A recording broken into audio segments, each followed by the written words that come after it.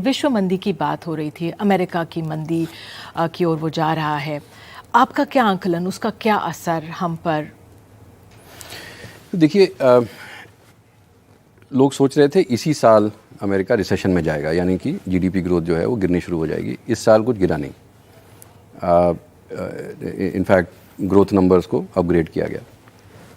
अब जो मार्च के महीने में आपको याद होगा, वो सिलिकॉन वैली बैंक फेल करने के कारण लोग सोच रहे थे कि अभी मंदी आएगी, बट वो आई नहीं।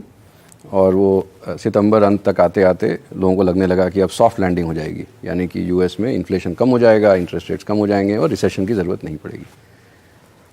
बट हमारी एनालिसिस ये बताती है कि इस साल यूएस का फिस्कल डेफिसिट 4% ऑफ जीडीपी से बढ़ गया है।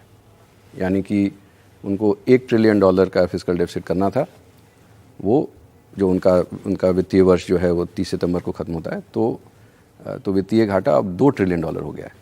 तो अगर सरकार इतना ज़्यादा फिस्कल डेफिसिट करेगी तो रिसेशन तो आ ही नहीं सकता। अब मुश्किल ये है कि यूएस इकॉनमी के लिए कि अगर आप फिस्कल डेफिसिट बढ़ाते नहीं रहेंगे तो इकॉनमी को, आपकी ग्रोथ को आप सस्टेन नहीं कर सकते। तो अगले साल उन्होंने अगर फिस्कल डेफिसिट फ्लैट भी रखी, जो कि अपने आप में एक प्रॉब्लम है, तभी भी इकॉनमी रिसेशन में आएगी।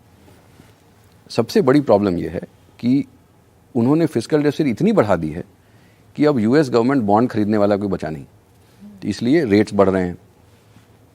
और वो रेट्स बढ़ने के कारण पूरी दुनिया में डिमांड जो है वो अब कम होने लगेगी, और इसीलिए रिसेशन जो होगा वो अब बहुत डीप हो सकता है। डीप हो सकता है। और कब तक सर? क्योंकि we are in a connected world. Yes. तो अगर हमारे देश पर क्या उसका असर हो सकता है? तो इसके 4 सॉर्ट ऑफ ज़रिए हैं या पाथवेज हैं जिससे कि हमारी इकॉनमी पे असर पड़ेगा।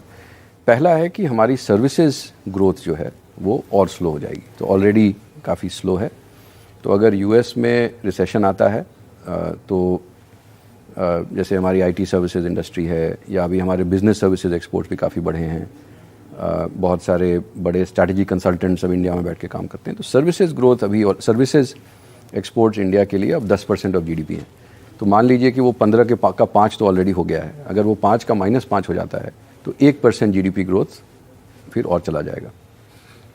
दूसरा जरिया है और दूसरा पाथवे है गुड्स एक्सपोर्ट्स की। दुनिया भर में फिर गुड्स की डिमांड और कम हो जाएगी। ऑलरेडी गुड्स डिमांड जो है, क्योंकि चीन का भी ख़राब कर रहा है, यूरोप में बहुत वीक डिमांड है, जापान में वीक डिमांड है। अगर अमेरिका की डिमांड जो अभी तक अबव ट्रेंड चल रही थी वो भी गिरनी शुरू हो जाएगी, तो हमारे एक्सपोर्ट्स, जो गुड्स एक्सपोर्ट्स हैं, वो भी गिरेंगे। और उससे भी बड़ा रिस्क है, जो तीसरा रिस्क है, वो है कि अब इंडिया में डंपिंग शुरू हो सकती है। कि देखिए, अगर दुनिया भर में केवल इंडिया ही एकमात्र इकॉनमी है जहाँ पे डिमांड थोड़ा रेजिलिएंट है, तो हर मैन्युफैक्चरर इंडिया में बेचना चाहेगा। तो इंडिया के मैन्युफैक्चरर्स जो हैं उनका कंपटीशन बहुत बढ़ जाएगा। जैसे अभी आपने देखा होगा बहुत सारे केमिकल्स में, जैसे एक वीएसएफ होता है, विस्कोस स्टेपल फाइबर, जो आर्टिफिशियल, वो जो टेक्सटाइल्स और एपरल जो नॉन कॉटन होते हैं उसमें जाता है, उसकी कंपनीज अब लॉसेस बना रही हैं बिकॉज वो चाइना से डंपिंग शुरू हो गई है। सो यही चीज़ अब मैन्युफैक्चर्ड गुड्स में भी हो सकता है। तो ये तीसरा प्रॉब्लम है। चौथा प्रॉब्लम है कि अगर यूएस रिसेशन में गया और वहाँ का जो यूएस गवर्नमेंट बॉन्ड पे जो यील्ड होता है, जो कितने कॉस्ट पे यूएस गवर्नमेंट बोरो कर रही है, उसको दुनिया भर का रिस्क फ्री रेट बोलते हैं।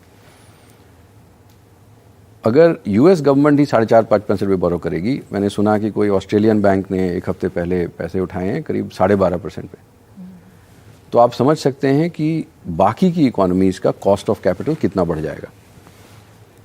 ऑलरेडी जो इंडिया के अच्छे बोरोवर्स हैं, जैसे बहुत नामी गिरामी स्टील कंपनीज़ हैं जिनको कि डॉलर लोन्स पहले आसानी से मिलते थे, पिछले 6-8 महीने में डॉलर लोन्स अवेलेबल ही नहीं है।